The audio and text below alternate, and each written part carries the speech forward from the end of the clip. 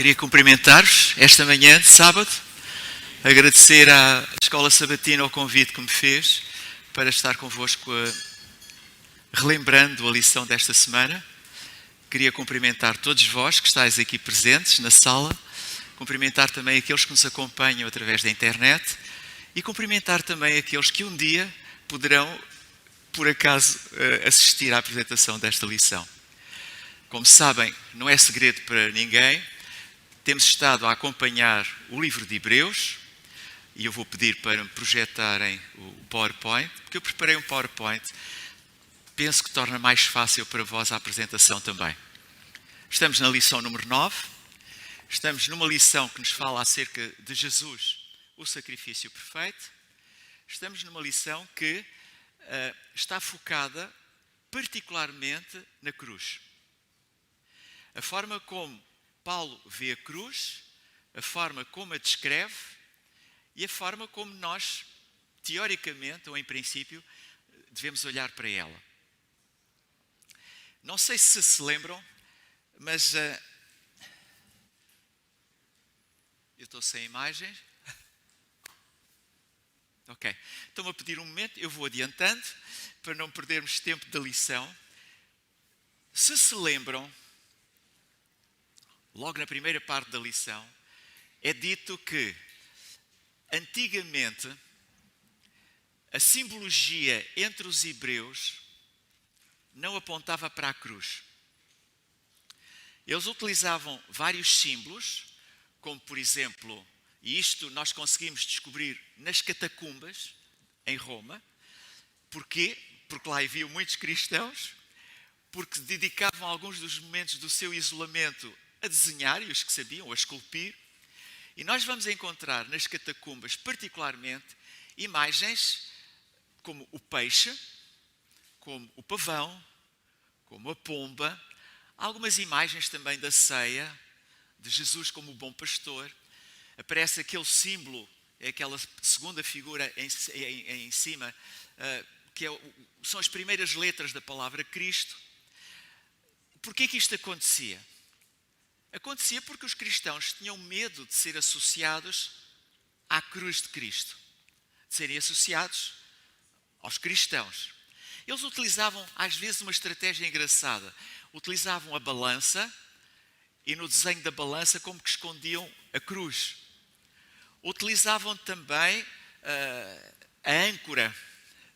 E a âncora também, de certa forma, simbolizava a cruz. Mas tudo isto eram artifícios para esconder o medo que eles tinham de serem descobertos. Porque se fossem descobertos, seriam condenados. E aquilo que nós sabemos é que, na antiguidade, a lei dos judeus, a própria lei dos judeus, declarava que o homem que fosse pendurado no madeiro era amaldiçoado por Deus. Então, os judeus arrastavam com eles próprios este símbolo de maldição e não queriam nada ser associados a uma cruz. É interessante nós olharmos para a cruz como ser um símbolo de derrota e um símbolo de vergonha. E os cristãos não queriam ser associados a isto. A verdade é que depois da crucificação de Jesus, os cristãos passaram a assumir de uma forma bem marcante que chegou aos nossos dias, a cruz como um símbolo de vitória e de salvação. E aquilo que era um símbolo de maldição e que era escondido, passou a ser o grande representante dos cristãos, a cruz. O próprio Paulo diz, se lembram, que o Evangelho era a palavra da cruz. Era tão importante a cruz que para Paulo o Evangelho sem a cruz não era Evangelho. Mas é quando nós olhamos para a cruz e conseguirmos perceber que a cruz é eterna. Sempre existiu e vai existir para todo sempre. A cruz como algo histórico aconteceu no Gólgota. Sim. Aconteceu e acabou. Mas aquilo que está na cruz, antes da própria crucificação já existia e depois da crucificação continua a existir. Ela é eterna. E se olharmos para a cruz como algo eterno, nós passamos a dar-lhe um valor diferente. É dito que a cruz é o sacrifício eterno que teve na crucificação apenas o seu cenário histórico. E nós olhamos muitas vezes para o Calvário, olhamos muitas vezes para o Gólgota, e não estou a dizer que está errado, mas esquecemos da cruz e daquilo que ela significa. A cruz, ela. Mas, quando Paulo diz que só se gloriava na cruz, ele não nos aponta um espetáculo histórico, o qual ele nunca nem perdeu tempo em descrever como evento martirizante e agonizante. Há muitas pessoas que olham para a cruz e pensam no sofrimento, imaginando, e há quem viva com essa ideia, imaginando que o sofrimento é que nos salva. E isto está errado. O sofrimento só traz amargura e traz morte, é verdade. O que nos salva é o sangue derramado naquela cruz. E é bom que nós criemos este conceito. Aquele espetáculo foi história. O que ali contou foi o derramamento de sangue de Jesus. E ele mesmo diz, para ele a cruz era o mistério outrora oculto e agora revelado, com todas as implicações da graça em nosso favor. Eu acho de uma beleza notável este texto. Às vezes perdemos tempo a falar sobre as chagas, falamos sobre as cicatrizes, as feridas, falamos sobre isto, falamos sobre aquele outro. Eu acho que nós devíamos esquecer este espetáculo e pensar mais no sangue que foi derramado naquela cruz por nossa culpa. Então, hoje, quando falarmos de cruz, a propósito do livro de Hebreus, não esqueçam que o nosso objetivo é falar sobre realmente o substituto. Permitam-me fazer uma pequena oração antes de começarmos a vir. Pai do céu, nós pedimos que nos enchas com o teu Espírito e nos ajudes a passar a palavra da forma mais correta. Enche os nossos corações e perdoa as nossas faltas, uma vez mais te pedimos em nome de Jesus. Vejam que a pergunta, eu vou utilizar um guião, vou voltar várias vezes a este guião, porque ajuda-nos a perceber. Os sacrifícios animais eram, desculpem, não se consegue ver bem a imagem, até à vinda de Jesus, os sacrifícios animais eram o motivo da salvação. Porquê?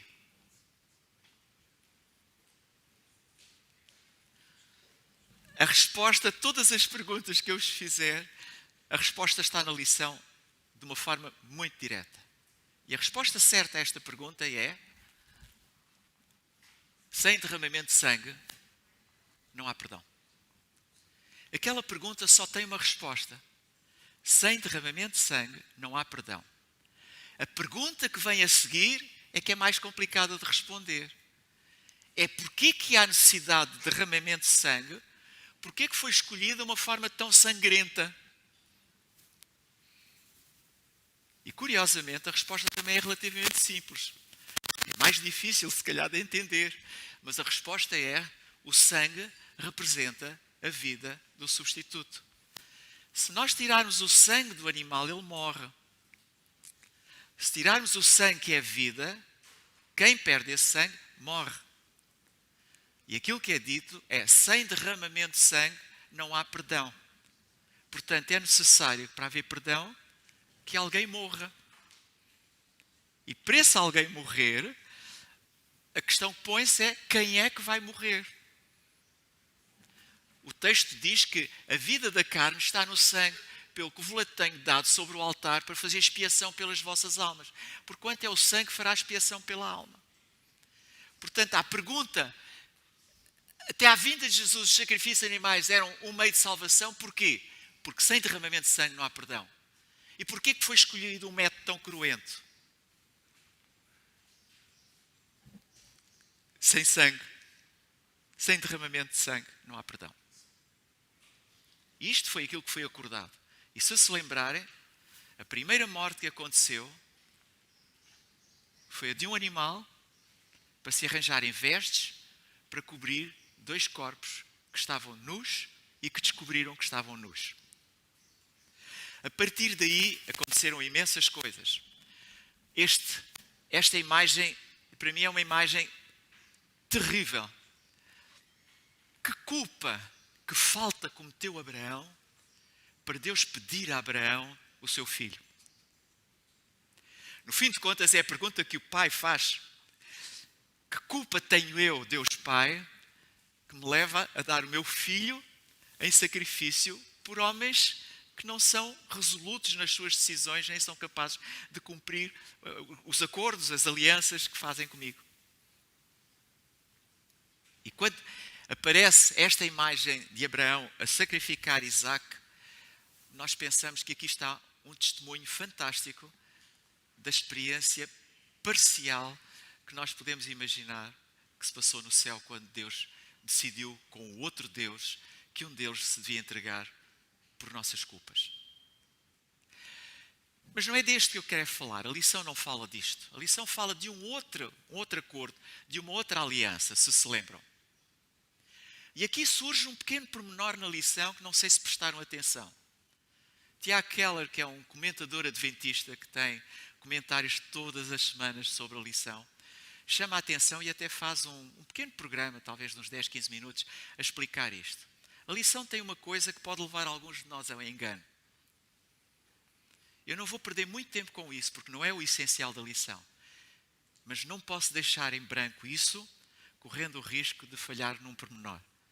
Que é, qualquer um de nós que vem aqui à frente, passar ou relembrar a lição, tem que estar atento a estas pequeninas coisas.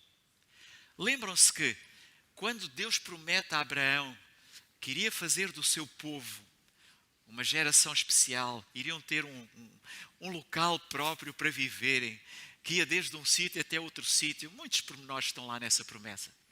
Ele pediu a Abraão, quando Abraão lhe pediu uma confirmação dessa promessa, ele pediu a Abraão para pegar em 3 animais e pegar em 2 aves, para pegar nesses animais e cortá-los ao meio, e as 2 aves para as pôr ao lado, mas sem as partir. Isto são pormenores só. Dava para conversar muito sobre isto e os porquês destes animais e destas aves. A verdade é que, de certa forma, nós estamos a imaginar que Abraão mata estes animais e depois há uma espécie como que um rio de sangue no meio. Abraão, para matar os animais, estava no meio dos animais. Mas este é um pormenor de menos importância. A verdade é que, segundo patriarcas e profetas, o patriarca pediu ainda algum sinal visível em confirmação da sua fé. E Deus disse-lhe o que é que ele devia fazer. O que assistimos a seguir é que o Senhor condescendeu em fazer um concerto com o seu povo, empregando as mesmas formas que eram usuais entre os homens para ratificação de um contrato solene. Era uma prática habitual naquela altura. Portanto, não foi nada de especial. Era habitual. E era habitual que as 2 partes passassem entre os animais. Se uma falhasse, perante o sangue, ela estava condenada. A verdade é que o autor da lição diz que só Deus passou entre os animais. E nós aqui podemos ter um pequenino problema. Como adventistas, nós sabemos que isto feito, reverentemente, passou entre as partes do sacrifício, fazendo a Deus um voto solene de perpétua obediência. Quem diz isto é Ellen White. Na Bíblia não está escrito. Mas a ausência de um facto não faz com que esse facto seja ausente. Percebe o que eu quero dizer? O que eu estou a querer dizer é que há um silêncio sobre se Abraão passou ou não passou. Como adventistas, como crentes no Espírito de Profecia, o Espírito de Profecia esclarece-nos e diz que Abraão, como normalmente devia acontecer em todos os concertos, passou entre os animais. O autor diz que não. É uma questão vossa, cada um de vós tem que encontrar a resposta. Eu não vou discutir isso.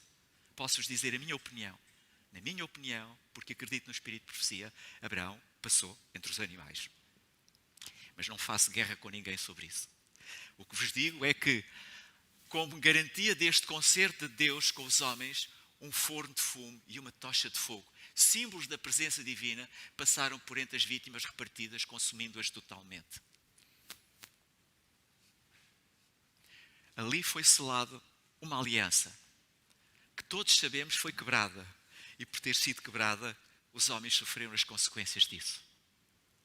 Mas desta parte da lição, eu queria explorar particularmente esta ideia, que é, porquê que eles tinham que sacrificar? Voltamos à pergunta do início. A resposta volta a ser, todos pecaram e estão destituídos da glória de Deus. E no contexto do pecado, sem derramamento de sangue, não há perdão. Portanto, é muito fácil responder esta pergunta. Porquê que eles tinham que sacrificar? Porque todos pecaram. E se pecaram e querem ter perdão, tem que haver derramamento de sangue. O que implicava uma atitude de cada pessoa. Sim? Microfone, por favor. Esta ideia de sacrifício parece muito macabra, não é? Quando olhamos para este cenário, mas aquilo que eu percebo e daquilo que Deus nos quer mostrar é que o pecado é violento, é alguma coisa muito grave. Portanto, todo este plano de salvação, todos estes simbolismos, demonstrava a seriedade que é para Deus poder ultrapassar a situação pecaminosa em que vivemos. Porque o pecado é violento, o pecado traz morte, o pecado traz consequências nefastas, muito más, e portanto todo este ritual que a nós nos parece tão sangrento é para demonstrar a seriedade que é todo este plano. Obrigado. Estou de acordo, naturalmente. Quando é que tinham que sacrificar? Não se esqueçam que nós temos uma lição, tem diferentes fases e nós vamos tentar acompanhar as fases todas. A questão que vem a seguir é esta: eles tinham que sacrificar e quando é que eles tinham que sacrificar? A resposta também é fácil de dar. O santuário eram oferecidos sacrifícios ou oferendas de vários tipos e por razões diferentes. Tinham esta oferta, e a lição fala nestes 5 exemplos de ofertas, e nós vamos revê-los. E, na sequência do que dizias, cada uma destas ofertas apontava para Cristo de uma forma diferente. Todas elas tinham um significado, que era, qualquer que seja o pecado, ele precisa de perdão. Então, tinham esta oferta para o holocausto ou queimada, que representava Jesus, cuja vida tinha sido consumida em nosso favor. E a oferta do holocausto, se lembram, era consumida na totalidade. Numa ou noutra circunstância, o sacerdote tirava uma porção para comer. Mas o que ficava era para ser consumido totalmente, não se aproveitava nada. Esta era uma forma de significar a rendição completa de Jesus na cruz. Tinham depois uma outra oferta, que era a oferta de cereais ou de gratidão. Nesta oferta, ela expressava a gratidão por Deus ter proporcionado sustento para o seu povo. E, desta forma, representava Jesus, que é o pão da vida. Era a gratidão, ó Pai, obrigado por aquilo que nos dás, pelo pão de cada dia, pelos bens. Era uma oferta de gratidão. Havia uma outra oferta, que era chamada oferta de paz ou comunhão. O que é que se passava aqui? Uma refeição familiar ou com amigos, alegre, para celebrar o bem-estar providenciado por Deus. Representava Cristo, cujo sacrifício nos proporcionava paz. Era também conhecida como uma oferta pacífica. Começamos a perceber aqui, de certa forma, que havia ofertas para todos os gostos. Não, havia ofertas para cada uma das faltas que eles cometiam. Não. Havia uma providência para todas as circunstâncias. Vejam que a oferta pelo pecado, ou também chamada de purificação, era oferecida para expiar os pecados. Representava Jesus também, nosso Redentor, nosso substituto, se assim quiserem dizer, cujo sangue nos redime dos nossos pecados. E finalmente, nesta numeração de ofertas, que a lição fala, tínhamos a oferta pela culpa ou de reparação. E eu aqui lembro-vos uma curiosidade, ou faço-vos até a questão. Lembram-se quando alguém roubava um boi, por exemplo, que era uma oferta que podia ser reparada. Quer dizer, eu reconheço que roubei, portanto eu vou devolver o boi. E o que é que juntava mais? Mais 5 bois. A oferta da reparação significa perdão quando a reparação era possível. O perdão de Deus não nos liberta da responsabilidade de ressarcir aqueles que prejudicamos.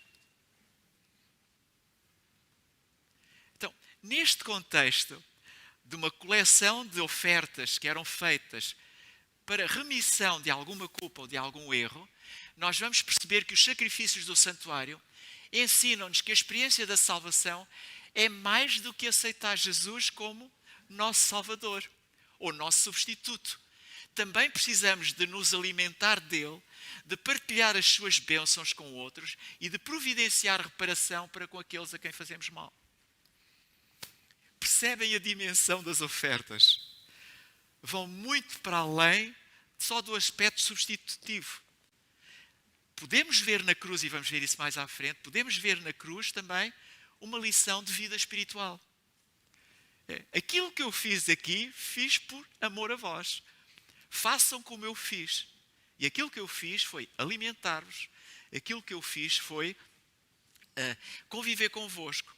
Aquilo que eu fiz foi, no fim de contas, ressarcir do mal que cometiam comigo próprio. Então, nós vamos encontrar esta pergunta, que é, porquê que o próprio Jesus teve que ser sacrificado?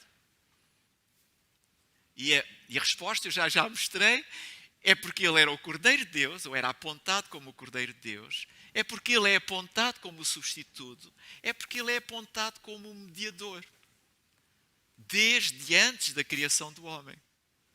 Daí aquela ideia da cruz ser eterna. Já existia antes e vai perdurar como um símbolo. Então, à pergunta, nós podemos dizer que é de um sumo sacerdote como este que precisávamos, santo, inculpável, puro, separado dos pecadores, exaltado acima dos céus. Mas, ao contrário dos outros sumos sacerdotes, ele não tem necessidade de oferecer sacrifícios dia após dia, primeiro por seus próprios pecados, depois pelos pecados do povo. E ele fez isso de uma vez por todas, quando a si mesmo se ofereceu. Porquê que Jesus foi escolhido? Porque ele era o único que podia preencher estas condições, mas ninguém podia fazer. E ele, ao aceitar, ele sabe que realmente é o único.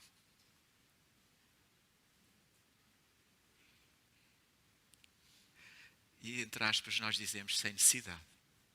Ele podia ter feito uma nova terra. Podia ter feito novos povos. Não. E a pergunta é esta. O que é que nos oferece o sacrifício de Jesus? Que é outra parte da lição. Se eu pensar, vou perceber que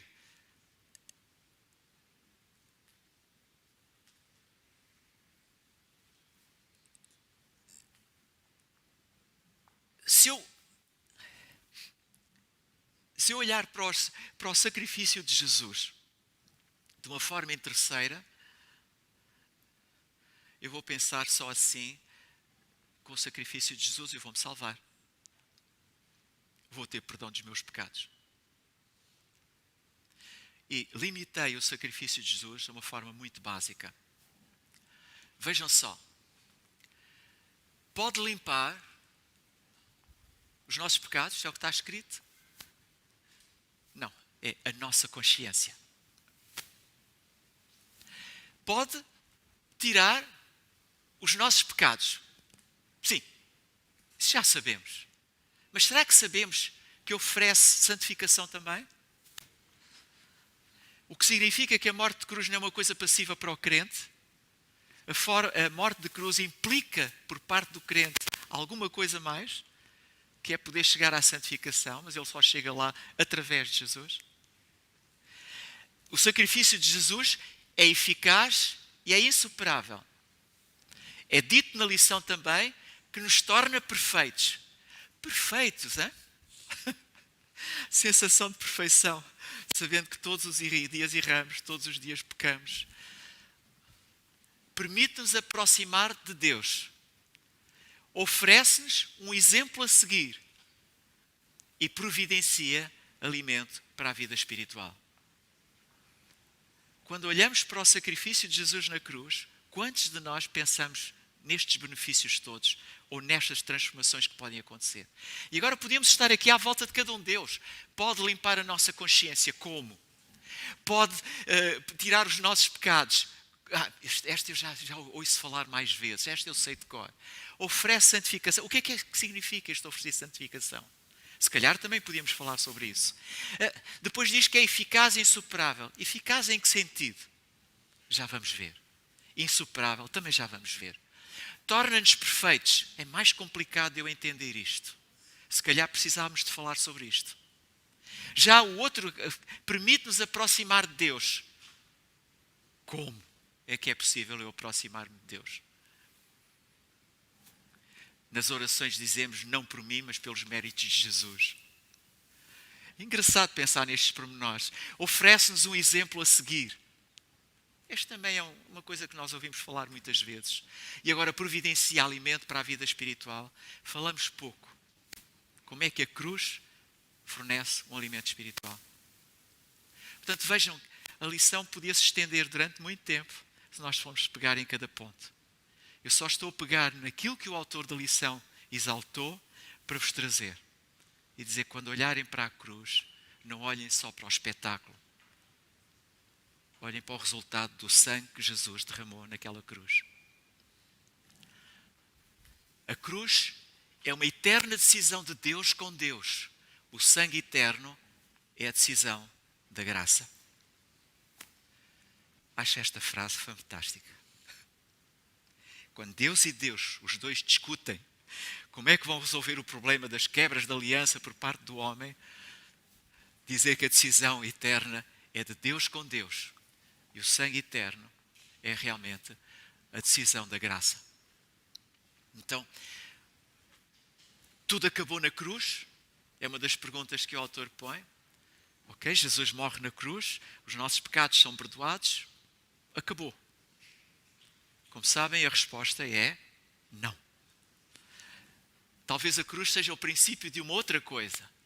O que é que Paulo fala de um ministério posterior de Jesus no santuário celeste? É porque realmente na cruz não terminou tudo.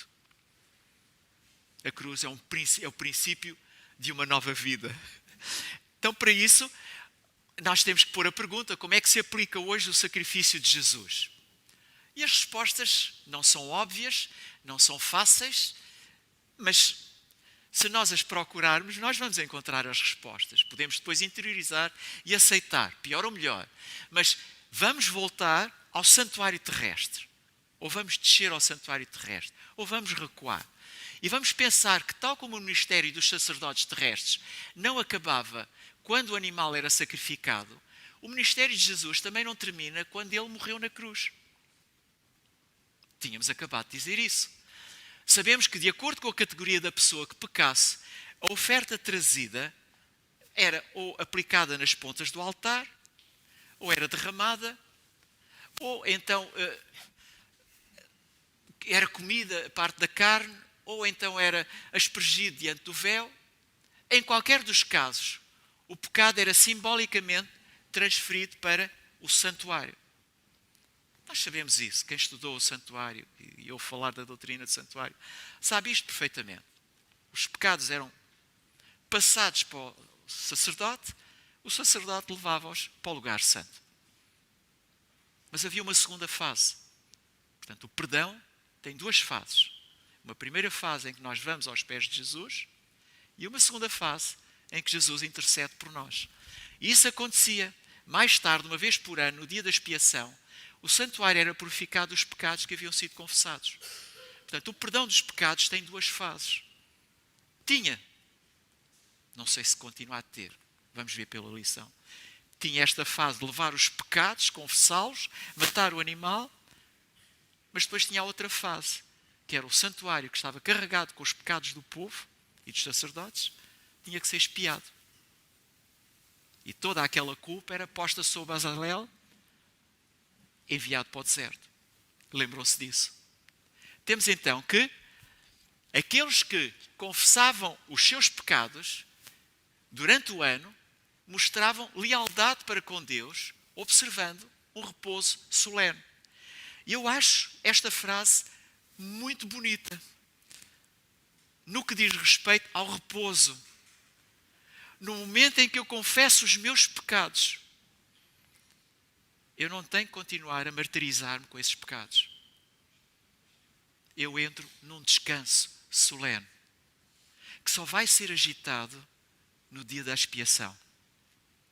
Lembram-se o que acontecia no dia da expiação? Que o povo tremia enquanto não ouvia as campainhas a tocar.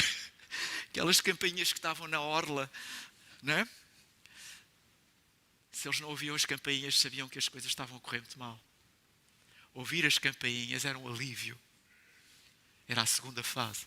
E o que é dito é que se eles afligiam apenas no dia da expiação, mas até ao momento da expiação, os seus corações descansavam na confiança de que os seus pecados estavam perdoados. Eu olho para o sacrifício perfeito de Jesus e percebo que o trabalho dos sacerdotes levitas no tabernáculo, sendo comparado ao ministério de Jesus, tem diferenças importantes que nós conhecemos. Nos levitas era oferecido todos os dias o sacrifício e ele era incapaz de remover os pecados. Eles levavam os pecados, mas não os removiam. Em contrapartida, Jesus tem um sacrifício que foi feito uma e única vez. Daí aquela frase há bocadinho de ser insuperável. Por outro lado, tinha esta grande virtude. É capaz de remover pecados. E quando comparamos o santuário terrestre com o celeste, só estamos a fazer mesmo comparações, mais nada. Porque a diferença é imensa entre um e o outro.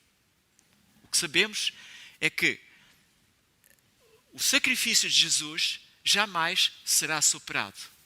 Ele não apenas nos purifica dos pecados, mas provê santificação ao afastar o pecado de nós. Eu descubro agora uma coisa nova. Que era aquele benefício que resulta para nós em consequência da cruz. É que nós podemos ser santificados. O que é que significa santificação? Significa afastar-se do pecado. E isso é possível através de Jesus. Então, de aprendizagem em aprendizagem, nós conseguimos perceber que Cristo não entrou num santuário feito por mãos, figura do verdadeiro, porém, no do céu, para agora comparecer por nós perante a face de Deus. Então, se formos buscar a analogia, quando se faz aquela pergunta de que terminaram as coisas todas na cruz, a resposta é não. Porquê? Porque Jesus na cruz só tinha cumprido a primeira fase das duas fases a que o perdão está sujeito. Jesus carrega em si os pecados de todos nós e quando ascende ao céu, e este é um aspecto importante, é que se Jesus não tem ascendido ao céu, a cruz não tinha servido para nada. Mas porque Jesus ascendeu ao céu, isso significa que houve reconhecimento do Pai que o seu sacrifício tinha sido bastante. E ao ser reconhecido pelo Pai como tendo feito um sacrifício suficiente, Jesus ganha o lugar de excelência como substituto, como mediador, como sacerdote de todos nós. E agora, é como sumo sacerdote que ele sobe ao céu. E nós sabemos que quando ele subiu ao céu, ele entrou no lugar santo. E segundo Daniel 8:14, a partir de 1844, Jesus passou para o lugar santíssimo. E agora sim, nós devemos afligir as nossas almas, como no tempo da expiação, no dia da expiação, os israelitas afligiam as suas almas. Porque neste momento o que está a acontecer é a expiação. Não. O que está a acontecer neste momento é a defesa das nossas vidas. A expiação aconteceu na cruz. Agora só está a ser feito o balanço. E é engraçado que a lição toca nesse assunto e tem um comentário de Ellen White muito interessante, que eu não sei se vos escapou ou se prestaram atenção a ele. É quando é dito que não é pelos nossos méritos, não é por aquilo que nós fazemos que nós seremos salvos. É pela graça. E a graça é um atributo dado exclusivo de Deus. Nesta lógica, uma vez mais, desde a sua ascensão, Jesus está a realizar um ministério. E a segunda fase do ministério de Jesus consiste num juízo, que na Igreja Adventista constitui uma doutrina, que é o juízo do pré-advento ou investigativo. É a segunda fase da concessão do perdão. Jesus morre na cruz, porque derramou o seu sangue, carrega as nossas culpas. Mas agora o santuário precisa de ser expiado. E é bom sabermos que acontece no céu antes da volta de Jesus. Esta é uma doutrina dos adventistas do sétimo dia. Nós acreditamos nisto. Acontece primeiro com o povo de Deus. E povo de Deus não são os adventistas, não tenham ilusões. O povo de Deus são todos aqueles que fazem a vontade do Pai. Acontece com o povo de Deus e acontece em favor dos santos. Este é o princípio do juízo pré-advento que está a acontecer neste momento, no lugar santíssimo, no santuário celestial. Nós acreditamos nisto. Mas tudo isto é consequência de quê? Da cruz. Sem cruz, nada disto podia ter acontecido. E é assim que Paulo vê a cruz. É assim que ele escreve sobre a cruz. A crença no juízo investigativo não tira peso do sacrifício de Jesus, mas destaca a segunda fase do seu ministério no santuário celeste. Porque há muitas pessoas que acreditam, salvo uma vez, salvo para todo o sempre. E não é isso. Nós podemos nos considerar salvos, mas temos que justificar o porquê que somos salvos. Senão o sacrifício e a morte de Cristo também não tinha servido para nada. Não nos tinha ensinado nada. Permitam-me, se olharmos para a cruz e o ministério de Jesus em nosso favor, não precisamos temer o juízo divino. Eu gosto de ter esta segurança. Significa que se eu não perceber isto, se calhar não percebi o mistério da cruz. Eu não preciso temer o juízo divino. Afinal, a justiça de Cristo é disponível para todos. A justiça de Cristo é gratuita para todos. A justiça de Cristo é suficiente para todos. Estes são 3 princípios basilares da justiça de Cristo.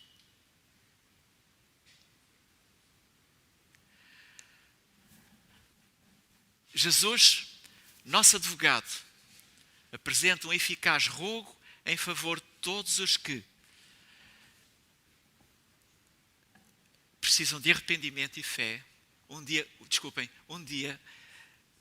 têm arrependimento e fé, confiaram a Ele a guarda da sua vida. Percebem esta ideia? Se eu um dia entreguei a minha vida, me arrependi, confio nele a guarda da minha vida, eu sei que no momento em que ele tiver que discutir perante Satanás a minha culpa, ele me defenderá com unhas e dentes. Se eu também o defendi com unhas e dentes. Eu temo que muitas vezes nós não percebamos que o sangue derramado por Jesus na cruz tenha um papel tão importante nas nossas vidas quanto este. Satanás vai pegar em todos os pecados que nós cometemos para nos acusar. E Jesus vai dizer, é verdade, ele fez isso, ele fez isto, ele fez isto, sim. Mas eu estou aqui, ocupei o lugar dele. Porque ele confiou em mim e entregou-se a mim. Esta é a beleza da cruz. Deixem-me acrescentar que um texto de Ellen White, que está na Desejar Todas as Nações, ela diz que o Imaculado Filho de Deus pendurado da cruz, e tudo que ele sofreu, as gotas de sangue caíram da sua cabeça, as suas mãos e seus pés, a agonia que torturou o seu corpo e a angústia inefável que encheu a sua alma, quando o rosto do seu pai estava escondido, fala a cada filho da humanidade e declara, para ti, o Filho de Deus concorda em carregar esse fardo de culpa. Por ti, toma o domínio da morte e abre os portões do paraíso. Aquele que abriu os olhos dos cegos e trouxe os mortos de volta à vida, oferece como um sacrifício na cruz, e isso por amor a ti. Vejam que tudo começou realmente com a cruz. Tudo se consuma também com a cruz. No fim de contas, a consumação de todas as coisas é a cruz. E a cruz, não como um artefacto de madeira, mas a cruz como um símbolo do sangue nela derramado por Jesus. Eu acho que esta lição é de uma beleza notável. Acho que esta é daquelas lições que nos podem encher pela esperança que nela está contida. Acho que esta lição nos pode entusiasmar a acreditar que se nós confiarmos as nossas forças, as nossas vidas a Deus, Ele pode fazer de nós pessoas diferentes. Nem sempre o que parece é. Todos nós temos lutas, todos nós temos dificuldade, todos nós pecamos. Nenhum de nós pode ser exemplo para quem quer que seja. O nosso exemplo maior é Jesus. E eu agradeço a Deus profundamente o sacrifício feito por Jesus. Eu sei que por mim nunca lá chego. Mas eu tenho uma fé firme, uma convicção imensa de que um dia vou estar lá e estarei convosco também.